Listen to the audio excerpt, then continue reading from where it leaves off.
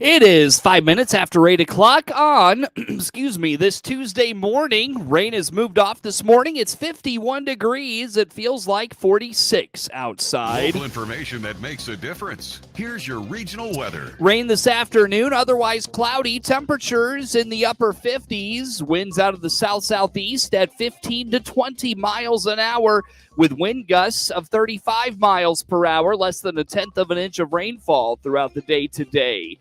Rain showers, even thunderstorms tonight. Lows near 50. East-southeast winds will shift from the south after midnight at 10 to 20 miles an hour. Wind gusts tonight in excess of 35 miles per hour, between a half and 3/4 of an inch of rain tonight. A 50% chance of rain Wednesday, otherwise cloudy, highs of 60.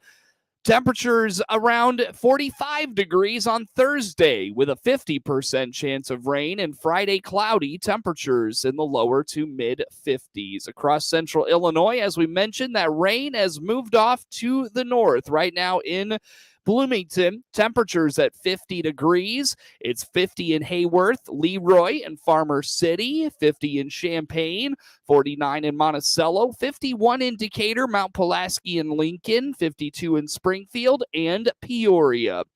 51 degrees, overcast in Clinton. Feels like 46 outside. Southeast winds at 15 to 20 miles an hour. 100% humidity. 10 miles of visibility this morning. Weather anytime is at DeWittDailyNews.com. Getting your pet's needed medications is easy with Covenant Animal Clinic in Clinton. Yes, very convenient, especially because I live in Bloomington. It always gets delivered right to your door. I've used the online pharmacy. It's so easy. Click the Covenant Animal Clinic icon at DeWittDailyNews.com to learn more.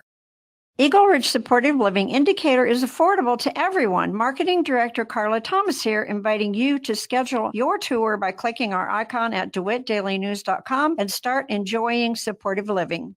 MR Systems Wireless has an immediate opening. They're looking for a full-time internet installer to perform the initial setup of wireless internet and voice over IP services, as well as troubleshoot and repair wireless and phone services for customers. You'll be responsible for the basic installation and maintenance of wireless equipment. No experience necessary. Includes health benefits, mileage reimbursed. Starting pay is $15 an hour. Find out more and apply by going to mrsystemswireless.com, then clicking About, then Employment. Equal opportunity employer. Ace is the place with the helpful hardware, folks. Why would you wander around a warehouse store looking for paint when you could just swing by your neighborhood Ace? In addition to Ace's award-winning service, we have top-rated paint brands. Plus, our color matching technology allows us to match any color. So stop wandering and start painting. Head to your neighborhood Ace today. This is Brad from Gibson Ace Hardware in Clinton, Illinois. Stop in to see us, the helpful place at 114 North Madison Street, Clinton.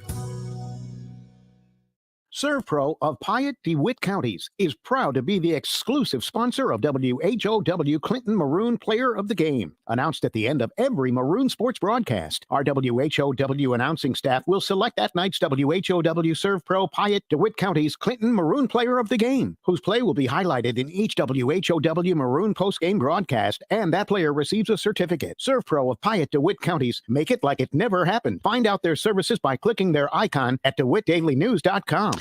It's 8 minutes after 8 o'clock on this Tuesday morning. 51 degrees, cloudy in Clinton. From regional radio, DeWittDailyNews.com and the WHOW app. This is local information making a difference. Top of the morning. Thanks for being with us. The WHOW Morning Show streams to Facebook and YouTube. It's brought to you by Peterson Insurance, your Pekin Insurance agent in Clinton.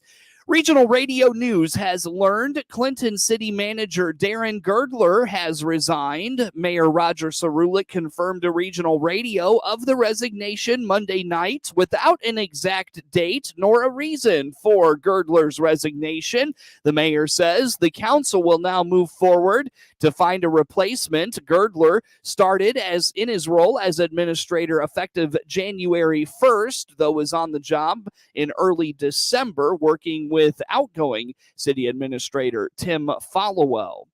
Monday night, the council during regular business discussed expanding the golf cart ordinance in the community. Commissioners Dan Ballinger and Ken Buchanan say they have heard from several residents they would like to be able to ride the carts later into the evening. Clinton Police Chief Ben Lowers weighed in on the situation and left it up to the council. He feels the ordinance was crafted conservatively, and that would be his preference for the ordinance. That's a judgment call on your part.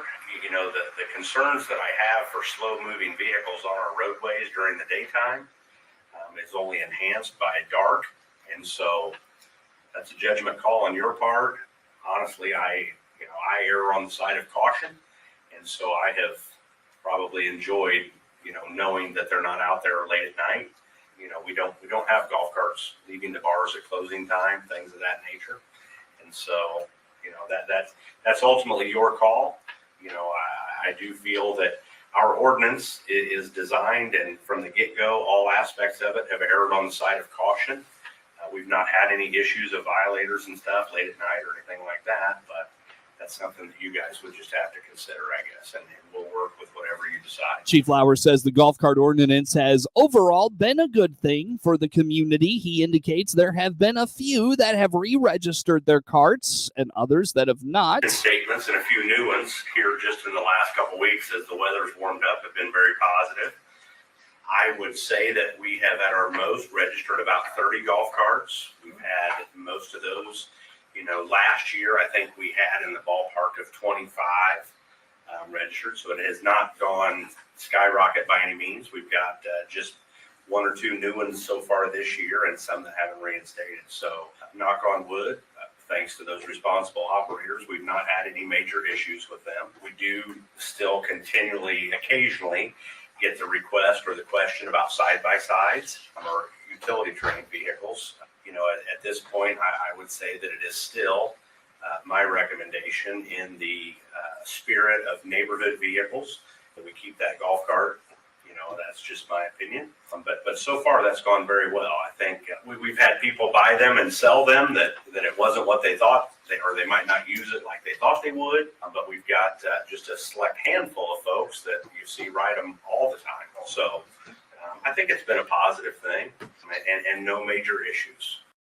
Chief Flowers says, or rather Commissioner Buchanan put the call out to his fellow council members to consider the change and plan to be ready to discuss at the first meeting in April. The head of the DeWitt Piatt Bi-County Health Department has announced his retirement. President of the Health Department Board, Dr. Aaron Blakely, in a release Monday morning indicates Dave Remmert has announced his retirement effective at the end of May. Remmert has been the leader of the health department for 17 years and has been in public health for over 30 consecutive years. In addition to leading the two-county area through the COVID pandemic since March of 2020, Remmert oversaw fundraising efforts and securing grant funding for the department's facility in Clinton for DeWitt County. The health department will begin a search for Remmert's replacement. He is a resident of Monticello and is currently taking extended time off with accrued time earned, according to the release issued Monday. The new director of a Clinton nonprofit has a few goals in a newly created role. Many in the community likely know Kurt Homan from his recent appointment as the director of the DeWitt County Development Council. Around the same time as taking that role, Homan was named the director of the Warner Hospital Foundation. On the WHOW morning show Monday, Homan told regional radio he is hoping to increase awareness of the foundation. Clearly, the ultimate goal is increase fundraising. Well, sure. Yeah, there's no doubt about that. There's a lot of other things though that can be put into place. Maybe some of the, like as an example, the investment guidelines. Some of the where we can invest or set aside funds. The policies could come into place where we need to update those. And I think that's an important role. But really, just get Warner Hospital Foundation in the minds of individual awareness is a big part of it. Homan indicates the objective will be to increase donation dollars coming to the foundation. He explains there's already a head start in that effort because of the reputation of the hospital. In the past, I would say with Warner Hospital Foundation, it's been a lot of word of mouth, and maybe the hospital has been really important to an individual or an individual family.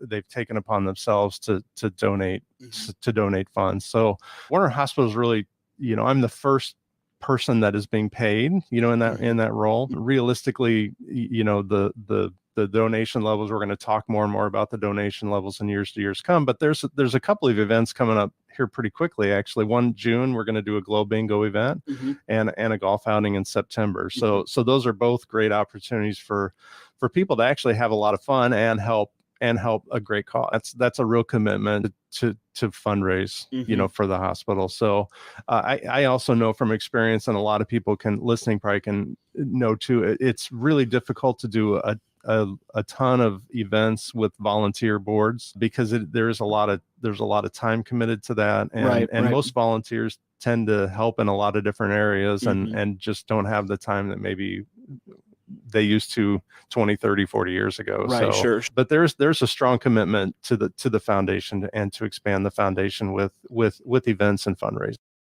Why does a hospital that is doing as well financially as Warner Hospital need a fundraising arm for things that may not be able to be budgeted for? Homan indicates he gets that question often and calls it a legitimate one. He says a thriving and healthy healthcare facility like Warner Hospital can mean a lot to a community. So it's a really legitimate public, a really legitimate question from the public. Okay. And it's critical that the hospital is doing well financially, and that keeps the doors opening, helps expand some services. The foundation really is the icing on the cake. So it's really the in many cases the specialty equipment that could set Warner Hospital apart from other areas in terms of access to services that may not be relatively easy. So those dollars are important, and I know it's hard for people to, if they get a hospital bill, they think, oh my gosh, how much that seems to be, but I can assure you, on an operational perspective, there's a lot of money spent at the hospital. So so really the extra items go straight to those extra items, right. So the extra donations, go straight to extra items that really, really, truly support the growth of the hospital. While you may not realize it, Homan indicates there is a lot of overlap in his part-time role as director of the DeWitt County Development Council and as the director of the Warner Hospital Foundation. My position really in the county is a dual role, with, of course, the director of DeWitt County Development Council, which very happy to obviously serve that role, but just as equally as happy as the director for the Warner Hospital Foundation. So both of those started about approximately the same time. We had discussions, or I had discussions with both groups, and it really made a good fit. There's really a lot of overlap. Really, yeah. So for the most part, I'm conversing with businesses with the DCDC role, and really need to do that with the Warner Hospital role for supporting the hospital. But a perfect example of that, from DCDC perspective, an individual that's looking from outside of the community that's looking to invest in Clinton and DeWitt County was really pleased to know that there was a hospital here.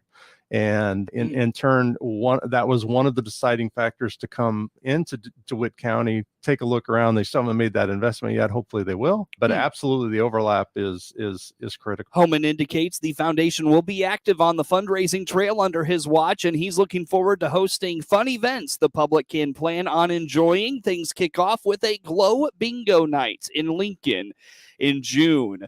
Governor J.B. Pritzker says state officials are closely monitoring the new COVID Omicron subvariant. Although Illinois is currently in good shape, the BA2 variant is a concern, says the governor. So far, it doesn't seem to be having the effect there here as in other parts of the world. It's estimated that about 25% of current cases in Illinois are from that BA2 Omicron variant. And although that percentage has been steadily rising, we have not seen a commensurate rise in cases or hospitalizations. Governor Pritzker says the state is ready for a potential surge with plenty of tests and more COVID treatments available. He's asking schools to have a solid testing plan in place in the event cases begin to rise again.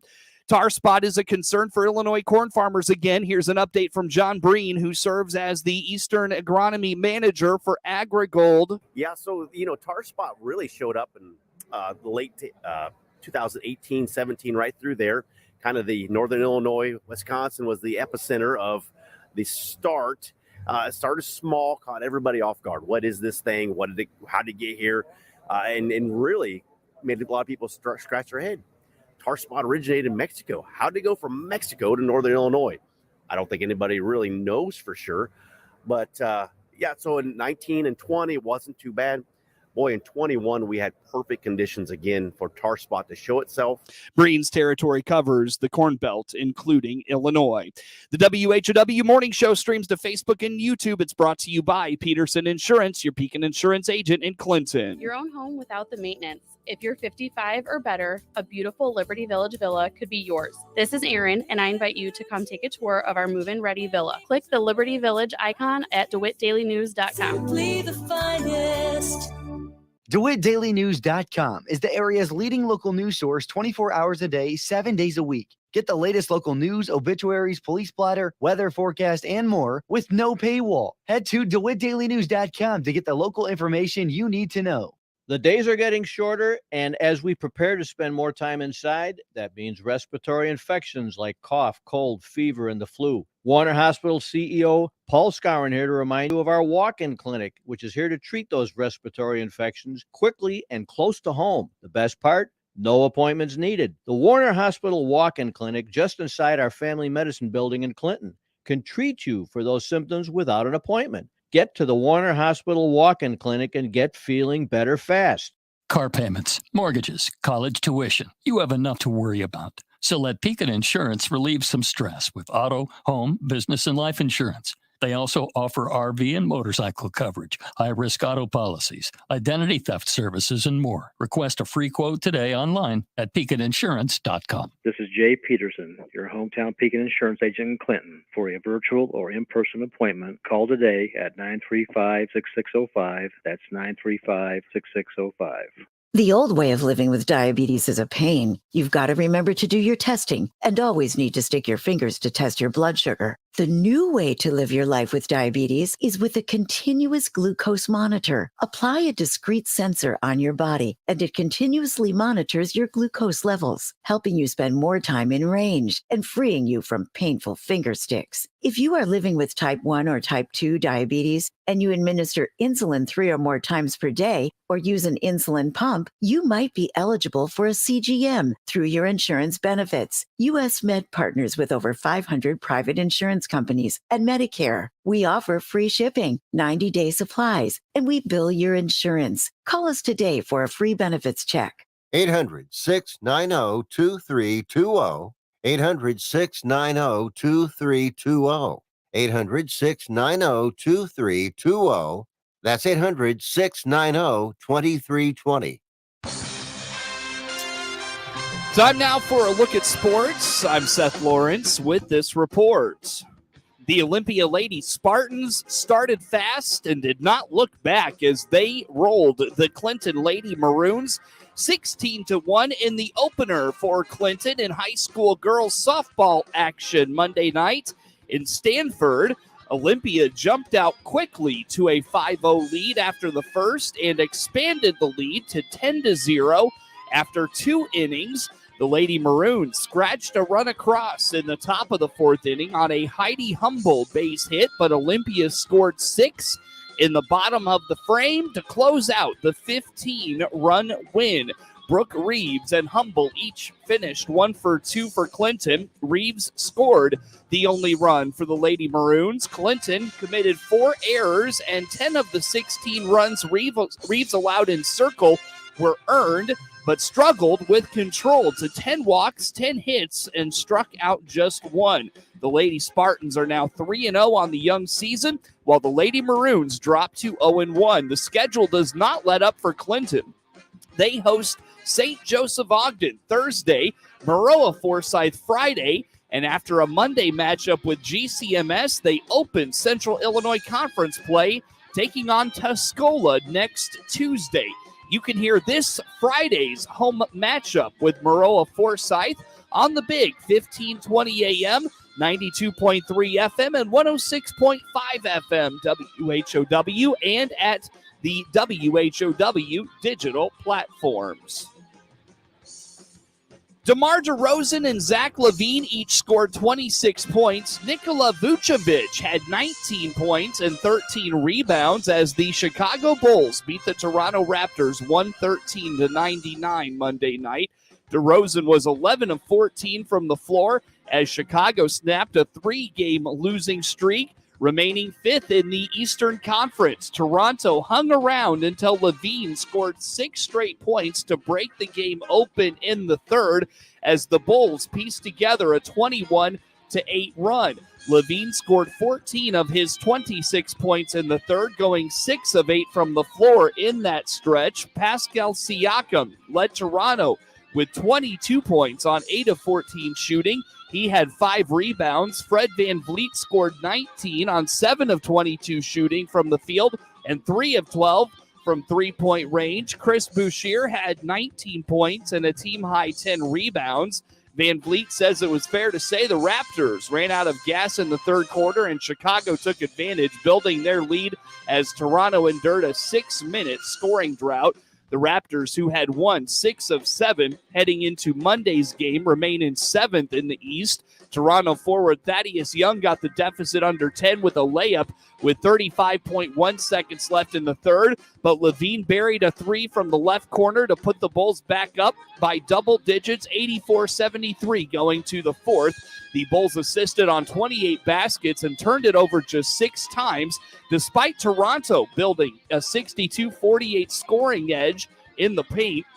Chicago forward Patrick Williams returned to the court for the first time since October 28th after undergoing surgery to repair torn ligaments in his left wrist. After undergoing left knee surgery to repair a torn meniscus in January, Bulls guard Lonzo Ball will miss more time, according to Coach Billy Donovan.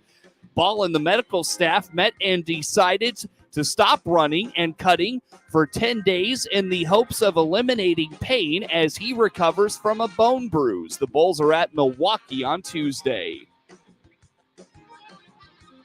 Cardinals catcher Yadier Molina is back, and he and both the St. Louis Cardinals could not be happier after missing the first week of camp for personal reasons. The 39-year-old veteran arrived at the Cardinals complex yesterday for what will likely be his final spring training.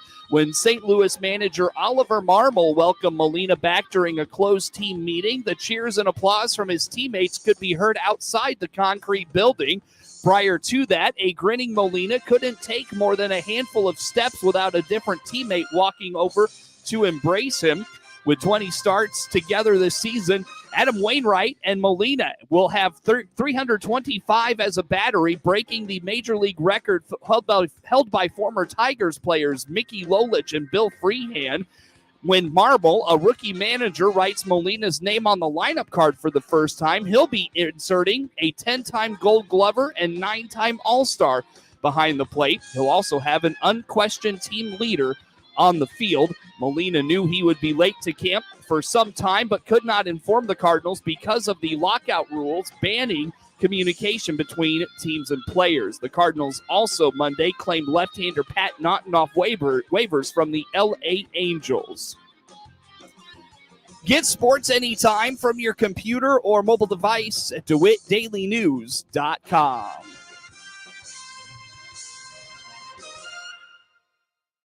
Agriculture byproducts are turning up everywhere. Consider, for instance, the relationship between hog farming and heart surgery. Today, valves from hog hearts are helping to repair human heart problems. During March 2022, we salute the men and women of American agriculture. RPM Soils in Whiteheat, your independent agronomist to help farmers increase their bottom line. You're invited to attend the Clinton Area Chamber of Commerce Business Expo, taking place this Thursday afternoon from 4 till 7 at the Clinton Senior High School. Clinton Fire Department, located at 118 West Washington Street in Clinton, will be there with a booth. They invite you to stop by and find out about openings available for volunteer firefighters or schedule free smoke detection in your home. That's this Thursday afternoon from 4 till 7 at Clinton Senior High, the Clinton Chamber Business Expo. Make sure you stop by the Clinton Fire Department booth. At Rural King, nobody beats our prices on